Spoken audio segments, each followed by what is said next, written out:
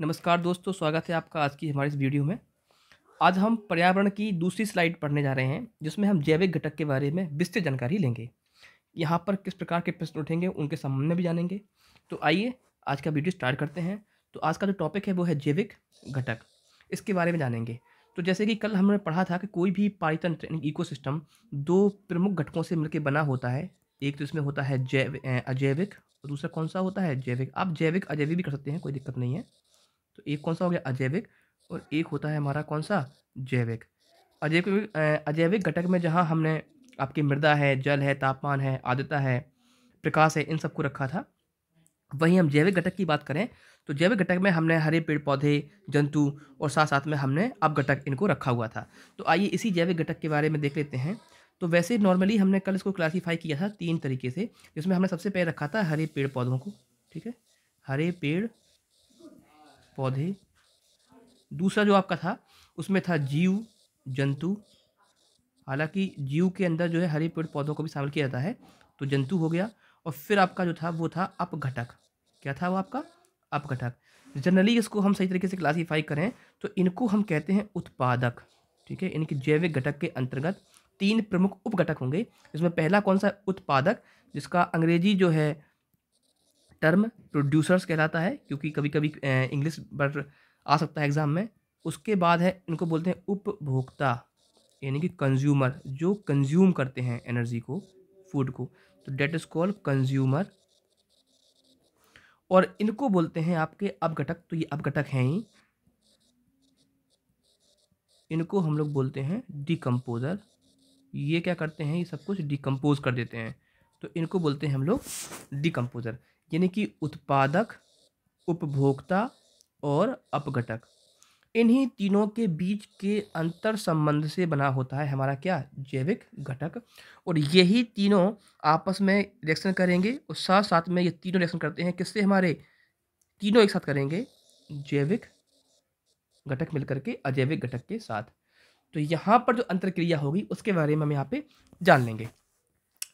तो जैसे कि अभी हमने हाल फिलहाल देखा है कि जैविक घटक को हमने क्लासीफाई कर दिया है उत्पादक, उपभोक्ता और अपघटक में। इसी प्रकार से अगर हम इसको देखें उपभोक्ता को, तो उपभोक्ता के अंतर्गत भी हमने कई उप स्तर देखे हैं। ठीक है, देख लेते हैं क्या क्या है इसके अंदर। तो इसको भी हम जनरली 3 से 4 भागों में डिवाइड कर लेंगे। प्रमुख 3 है कि मैं यहाँ पर 4 रखूँगा। उसमें पहला कौन सा है? पहले होते हैं आपके शाकाहारी, जिन्हें हम लोग हर्बीवोर्स बोलते हैं। दूसरे होते हैं आपके मांसाहारी, जिन्हें हम लोग कार्निवोर्स बोलते हैं। और उसके बाद तीसरे जो होते हैं वो होते हैं आपके सर्वाहारी, जो सब कुछ खाते हैं, मांसाहारी शाकाहारी दोनों ही होते हैं। और लास्ट वन जो है वो होते हैं आप परजीवी। इनको हमने अलग से रखा है क्योंकि परजीवी पर प्रश्न की प्रकृति बहुत ज़्यादा पूछी गई है, इसलिए इसको भी हमने यहाँ पे रखा हुआ है, इनकी पैरासाइट। अगर इन सभी के हम इंग्लिश टर्म देखें, जरूरी है इंग्लिश टर्म पता होना चाहिए। तो ये आपका कौन सा हो गया? हर्बीवोर्स।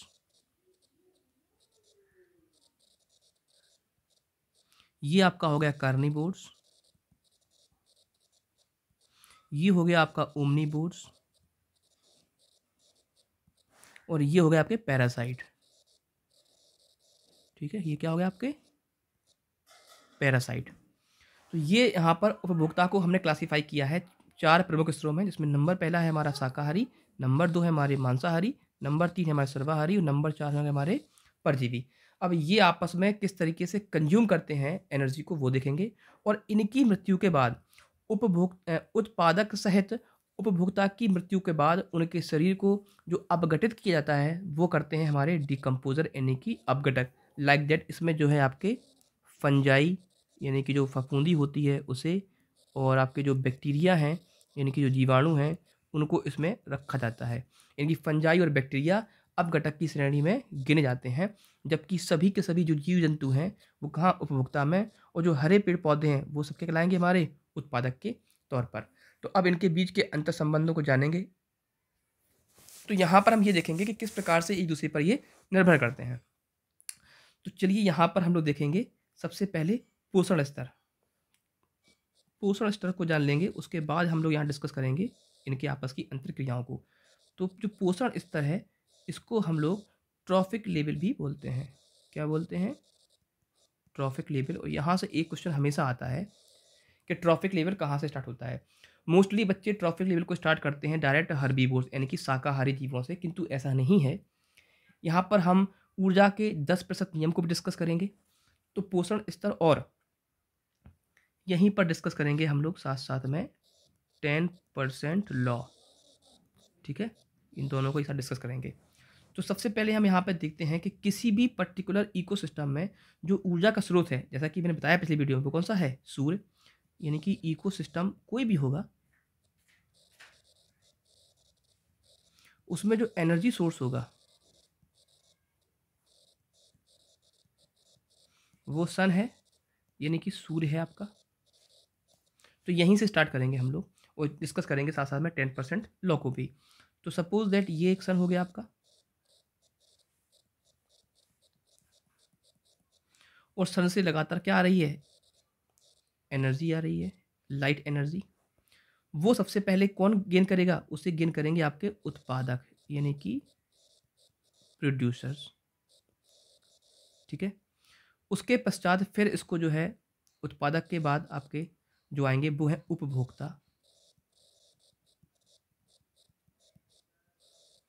और उपभोक्ता के बाद फिर हमारे आ जाएंगे ये क्या, अपघटक।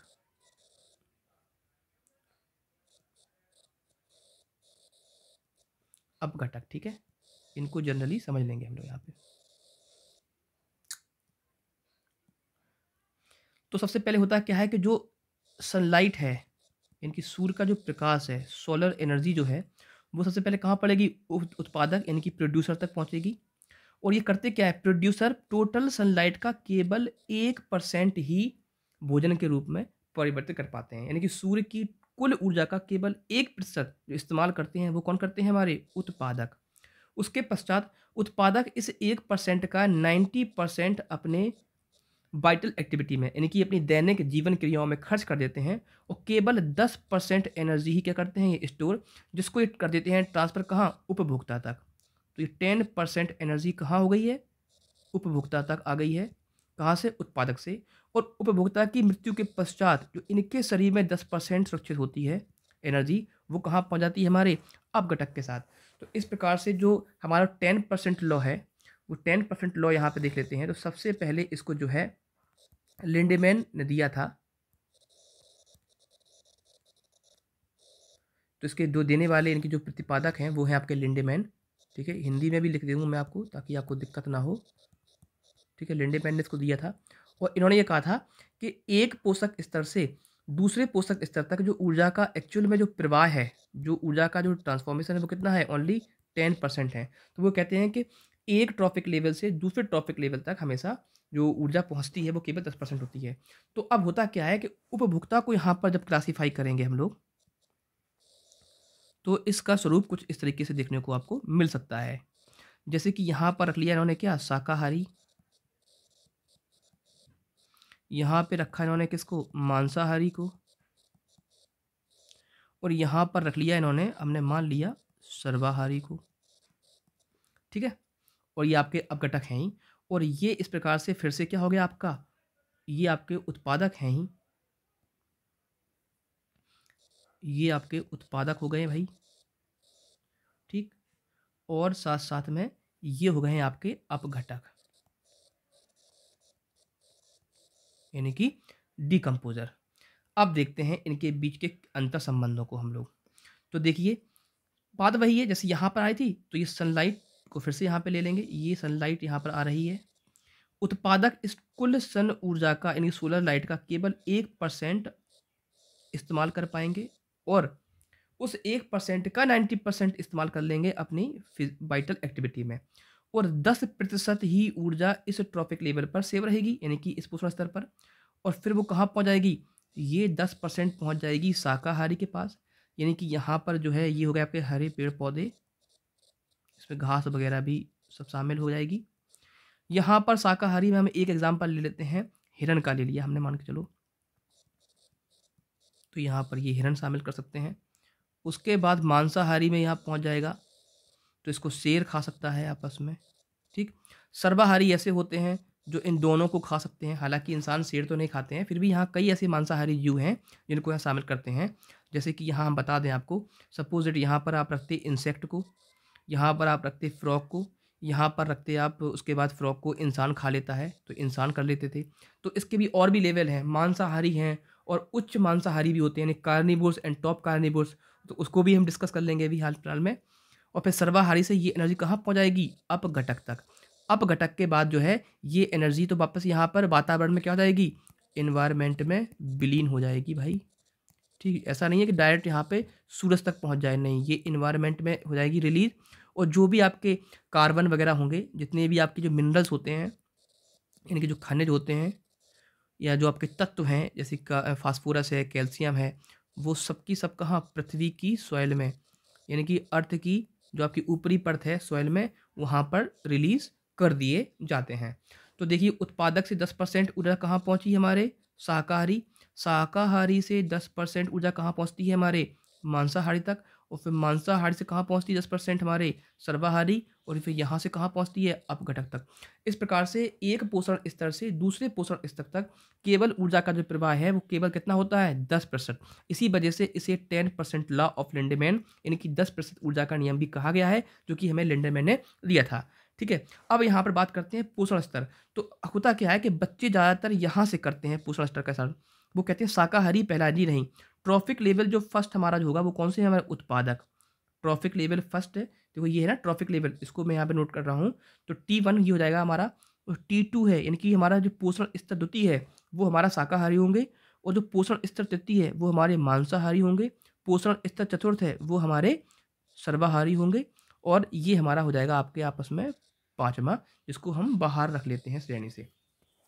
ठीक, तो यहाँ पर जो बहुत ध्यान देने वाली बात है वो ये है कि किसी भी खाद्य श्रृंखला का जो पहला पोषण स्तर है, जिसे हम पोषक स्तर भी बोलते हैं, जो ट्रॉफिक लेवल है, वो हमारे उत्पादक से प्रारंभ होता है। ये आप बिल्कुल ध्यान रखिएगा। अगर एग्जाम में आता है कि निम्नलिखित में से प्राथमिक या प्रथम पोषक स्तर कौन सा है, तो उस आप फूड चेन में, उस खाद्य श्रृंखला में आप देखेंगे कि भाई उत्पादक कहाँ पे हैं, उसको हम नोट कर लेंगे। तो यहाँ पर प्रश्न ऐसे आ सकते हैं कि आपको एक फूड चेन दे देंगे, फूड चेन में उत्पादक भी होगा और शाकाहारी भी होंगे, मांसाहारी भी होंगे। फिर पूछेंगे आपसे कि बताइए भाई इसमें कौन-सा ट्रॉफिक लेवल है, सेकंड है या कौन-सा थर्ड है, या वो नाम दे देंगे। तो देखिए चलिए आप इसका हम आपको करके दिखाते हैं। एक एग्ज़ाम्पल ले लेते हैं, वहाँ से आपको बहुत अच्छे समझ आ जाएगा। सपोज़ दैट एक उन्होंने खाद्य श्रृंखला उन्होंने आपको बना के दे दी। एक खाद्य श्रृंखला उन्होंने बनाकर दी आपको, जिसमें उन्होंने यहाँ पे रखी घास, ठीक है? वो कहते हैं घास को कौन खाएगा? घास को खाता है टिड्डा, यानी कि आपका ग्रासहॉपर, ठीक है? टिड्डे को खाया किसने? मेंढक ने, यानी कि फ्रॉग ने। और मेंढक को खाया किसने? बताइए? सर्प, यानी कि स्नेक ने। और सर्प को खाया किसने? चील, यानी कि बाज ने, ठीक है? और बाद में इनकी मृत्यु के पश्चात ये सब कहाँ पहुँचते हैं हमारे? अपघटक तक पहुँच जाएँगे, कोई दिक्कत वाली बात नहीं है। अब यहाँ पर पूछेंगे आपसे, या तो पूछेंगे बताइए इसमें प्राथमिक पोषक स्तर कौन-सा है? यहाँ पर जो पूछा जाएगा, या तो पूछेंगे आपसे प्राथमिक पोषक स्तर, यानी कि ट्रॉफिक लेवल कौन-सा है? या पूछेंगे इसमें मेढक किस ट्रॉफिक लेवल, यानी किस पोषक स्तर में रखा गया है, ठीक है? या आपसे पूछ सकते हैं कि जो टिड्डा है एक्चुअल में, जो ग्रासहॉपर है आपका, वो कौन से ट्रॉफिक लेवल का है? ऐसा कोई भी प्रश्न यहाँ पे पूछ सकते हैं। तो बच्चे होते हैं परेशान, वो एक्चुअल में करते क्या है कि वो मानते हैं कि जो शाकाहारी है वो प्राथमिक पोषक स्तर होता है, ऐसा नहीं है। अभी हाल हमने आपको बताया, तो जो हमारा फर्स्ट ट्रॉफिक लेवल होगा, वो हमारे क्या होते हैं? उत्पादक। किसी भी खाद्य श्रृंखला का उत्पादक, उसका प्राथमिक पोषक स्तर होता है। तो T1 हमारा ये हो गया, T2 हमारा ये हो गया, T3 हमारा ये हो गया, T4 हम इसे कर लेंगे, T5 हम इसे कर लेंगे, और इसे बाद में हमने कहा इसको सेपरेट कर लेते हैं। तो यहाँ पर आप पूछते हैं प्राथमिक पोषक स्तर कौन-सा है हमारा? ट्रॉफिक लेवल प्रथम कौन-सा है? तो वो है हमारे घास, ठीक है? ये हमारा हो गया प्राथमिक पोषक स्तर। क्लियर? अब उन्होंने पूछा मेढक कौन-सा है? तो मेढक हमारा जो है तृतीय पोषक स्तर में है, यानी कि ट्रॉफिक लेवल थर्ड पर है हमारा मेढक। अगर उन्होंने पूछा आपसे टिड्डा कौन से ट्रॉफिक लेवल में है, तो ट्रॉफिक लेवल टिड्डा कहाँ पे है हमारा? सेकंड ट्रॉफिक लेवल में है, तो आप यहाँ पे टिक कर देंगे। ये हमारा पोषक स्तर द्वितीय हमारा हो गया। तो इस तरीके से आप जो है उत्पादक को प्राथमिक यानी कि प्रथम ट्रॉफिक लेवल मानते हुए बाद के सभी ट्रॉफिक लेवल की नंबरिंग करके आप बता देंगे कि कौन-सा जुदारी किस ट्रॉफिक लेवल पर रखा गया है। तो यहाँ से आप बड़ी ईज़िली जो है खाद्य श्रृंखला को निकाल सकते हैं। खाद्य श्रृंखला भी कई प्रकार की होती है, जलीय अलग हो सकती है, स्थलीय अलग होगी, डेज़र्ट की अलग होगी, वन की अलग होगी। जलीय में भी जो है जो आपका पॉन्ड इकोसिस्टम है, उसका फूड चेन अलग होगा। जो ओशियन इकोसिस्टम है, उसका फूड चेन अलग हुआ। तो पॉन्ड इकोसिस्टम का फूड चेन, ओशियन इकोसिस्टम का फूड चेन और आपका लेक का फूड चेन या आपका रिवर का फूड चेन, तो ये सब अलग होंगे। वही बात करें हम टेरेस्ट्रियल की यानी कि आपके स्थलीय की, तो यहाँ पर जंगलों का अलग होगा, वनों का अलग होगा और आपके जो डेज़र्ट एरिया है, रेगिस्तान, इसका अलग होगा, घास का। तो सभी अलग-अलग इकोसिस्टम की अलग-अलग खाद्य श्रृंखलाएँ बनती हैं। ठीक है? तो चलिए यहाँ पर हम देखते हैं कि खाद्य श्रृंखला एक्चुअल में होती क्या है? ये एक खाद्य श्रृंखला ही है, तो होती क्या है? फूड चेन देखिए, यहाँ पे लिख लेंगे हम लोग food chain is a sequential sequential process which which represent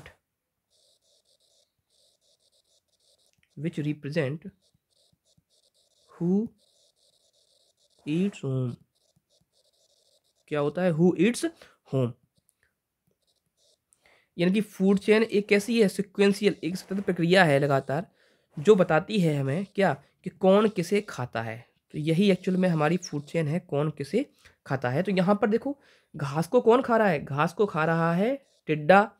और टिड्डे को कौन खा रहा है? मेढक। मेढक को कौन खा रहा है? सर्प। और सर्प को कौन खा रहा है? बाज। और इन सभी की मृत्यु के पश्चात इनके शरीर को जो अपघटित कौन करते हैं? वो है हमारे अपघटक। तो याद रखना हमेशा, अपघटक किसी भी खाद्य श्रृंखला का कैसा है? सबसे अपघटक किसी भी खाद्य श्रृंखला का सबसे अंतिम पोषण स्तर होगा। ठीक है? सबसे अंतिम पोषक स्तर या पोषण स्तर होगा, सबसे लास्ट ट्रॉफिक लेवल होगा। और अपघटक में क्या-क्या होते हैं? आपके जीवाणु शामिल किए जाएँगे, ध्यान रखना। ये आपके फफूंदी यानी कि फंगस, फंजाई, इनको शामिल किया जाएगा। यानी कि बैक्टीरिया इंग्लिश में बोलें तो, या फिर आपकी जो फंजाई, जो फंगस है, उनको शामिल किया जाएगा किसमें? अपघटक के तौर पर। तो ये आपको ध्यान रखना होगा। इसी के साथ जुड़ा हुआ एक टॉपिक और है, जिसको हम लोग बोलते हैं खाद्य जाल। क्या बोलते हैं हम लोग? खाद्य जाल। क्योंकि एग्जाम में इस पे भी क्वेश्चन पूछा गया है। फूड वेब बोलते हैं। क्या बोलते हैं इसको हम लोग? Food web. तो होता कुछ और नहीं है। खाद्य जाल में क्या है? कई खाद्य श्रृंखलाएं, यानी कि जब एक से अधिक, 2 हों, 4 हों, यानी कि एक से अधिक खाद्य श्रृंखलाएं जब आपस में जुड़ी होती हैं, एक से अधिक खाद्य श्रृंखलाएं जब आपस में जुड़ी हों, यानी कि एक दूसरे पर निर्भर हों, तो उसको क्या बोलते हैं हम लोग? उसको बोलते हैं हम लोग एक्चुअल में खाद्य जाल। ये बहुत इंपॉर्टेंट भी है खाद्य जाल, क्योंकि होता क्या है कि हम लोग सोचते हैं कि यार एक से अधिक खाद्य श्रृंखलाएं कैसे आपस में एक दूसरे से जुड़ी होंगी। तो कोई दिक्कत नहीं है, बड़ा ईज़िली जुड़ जाती हैं।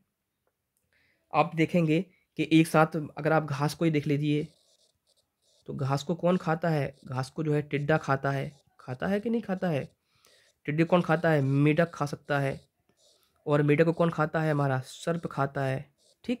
इसके बाद अभी यहीं वापस ले जा रहे हैं, तो इसी घास को और खाने वाले में से देखा जाए तो गाय, भैंस, हिरन वगैरह भी है।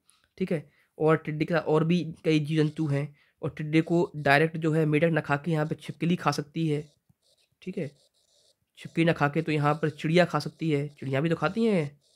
ठीक है? चिड़िया को बाज खा लेगा। ठीक है? और उसके बाद सर्प चिड़िया को खा सकता है आराम से। ठीक है? सर्प मेढक को खा सकता है। तो इस तरीके से ये ढेर सारी जब जुड़ी होती हैं एक-दूसरे के साथ, तो उसे बोलते हैं हम लोग खाद्य जाल। खाद्य जाल से संबंधित प्रश्न कभी नहीं आता एग्ज़ाम में, क्योंकि फिर आपको फिगर बना के देना पड़ता है। तो पूछते केवल क्या है? फूड चेन, यानी कि खाद्य श्रृंखला ही हमेशा पूछी जाती है। अब परीक्षा में एक बहुत इंपॉर्टेंट टॉपिक है जो अक्सर आता है, वो ये पूछ लेते हैं कि सबसे जो अच्छी खाद्य श्रृंखला है, वो कितने स्टेप की मानी जाती है? ये आपके एग्ज़ाम के लिए है कि जो बेस्ट फूड चेन लेवल है वो कौन सा होता है। Best food chain level in term of step, यानी कि खाद्य पोषक स्तर के आधार पर सबसे अच्छी जो फूड चेन है वो कौन सी होती है, तो वो होती है 3 स्टेप फूड चेन। ये आप ध्यान रखना, 3 स्टेप फूड चेन, यानी कि ऐसी फूड चेन जिसमें कितने हों, केवल 3 पोषक स्तर हों, वह सबसे अधिक बैलेंस मानी जाती है। क्यों, उसका पीछे भी देखो एक कारण है, बता देते हैं अभी आपको। बैक चलते हैं। होता क्या है, हमने पढ़ रखा था अभी 10% लॉ। तो 10% लॉ के अकॉर्डिंग देखिए, यहाँ से उत्पादक से शाकाहारी तक काफ़ी ऊर्जा पहुँचती है, लेकिन शाकाहारी से मांसाहारी तक ऊर्जा और कम हो जाती है। मांसाहारी से सर्वाहारी तक ऊर्जा और भी कम हो जाएगी, और उसके बाद जो सर्वाहारी हैं उनसे अपघटक तक, और यानी कि लगातार इस स्तर से ऊर्जा का जो क्रम है वो घटता चला जाता है। तो जो सबसे आखिरी का जो है, चाहे वो सर्वाहारी हों हमारे, या अपघटक हों, या यहाँ पर कोई भी रखे जा रहे हों, तो जो आखिरी ट्रॉफिक लेवल होता है, सबसे अंतिम ट्रॉफिक लेवल होगा, उसे ऊर्जा कैसी मिलेगी, उसे ऊर्जा बहुत ही कम मिलती है। किसको, लास्ट ट्रॉफिक लेवल को, आखिरी ट्रॉफिक लेवल को सबसे कम एनर्जी मिलती है। इसी वजह से ज़्यादा लंबी खाद्य श्रृंखला अच्छी नहीं मानी जाती। क्या, लंबी खाद्य जो श्रृंखला है वो अच्छी नहीं मानी जाती। काय की वजह से, क्योंकि ऊर्जा कैसी हो जाती है वहाँ, ऊर्जा बहुत कम हो जाती है, ऊर्जा काफ़ी वहाँ पर रिड्यूस हो जाती है, इस वजह से उसे अच्छा नहीं माना जाता। तो यहाँ पर जो क्वेश्चन था हमारा 3 स्टेप फूड चेन की जो हम बात कर रहे थे, यहाँ पर देख लीजिए, सबसे पहले हम ले सकते हैं घास को। घास को कौन खाएगा, हिरन। वो हिरन कौन खा रहा है, आपका शेर। तो अगर इस प्रकार से बनी होगी तो ये सबसे ज़्यादा बैलेंस और सबसे ज़्यादा बेस्ट होगी, क्योंकि घास के पास जो 10% होगा, यानी कि सोचिए आप, टोटल सनलाइट का 1% घास ने यूटिलाइज करके उसको कन्वर्ट किया फूड में, उस फूड का 90% इस्तेमाल कर लिया घास ने अपने स्वयं की वाइटल एक्टिविटीज़ में, और 10% अपनी बॉडी में से प्रिजर्व किया। जो 10% कहाँ ट्रांसफ़र हो गया, हिरन तक, तो काफ़ी बड़ी मात्रा हो गई, और वह हिरन से कहाँ पहुँच जाएगा, शेर तक, तो वो भी एक बड़ी मात्रा हो गई। तो एक्चुअली में ऊर्जा का प्रवाह जो है यहाँ पर काफ़ी अच्छी मात्रा में हो रहा है। यही वजह है, केवल 3 स्टेप फूड चेन ही सबसे बैलेंस है। इसके बाद अगर आगे हम बढ़ाएँगे कोई और ट्रॉफिक लेवल, तो होता क्या है कि ऊर्जा इतनी ज़्यादा कम होती चली जाती है कि इनका सर्वाइव कर पाना, इनकी जीवित रह पाना संभव ही नहीं है।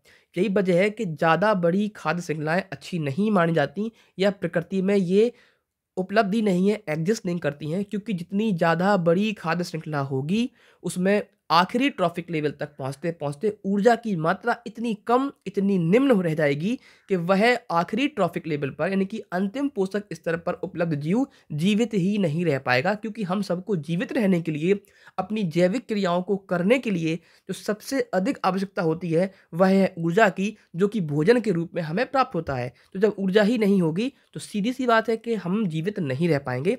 तभी छोटी से छोटी फूड चेन को हम सबसे बैलेंस मान लेते हैं। अब यहाँ पे पूछ लेते हैं कि इकोसिस्टम में ऊर्जा का प्रवाह किस प्रकार से हो सकता है? तो देख लीजिए, यहाँ पर ऊर्जा का प्रवाह यहाँ समझेंगे। अभी हमने 10% ऊर्जा का नियम समझा था, अब हम ऊर्जा का प्रवाह समझेंगे।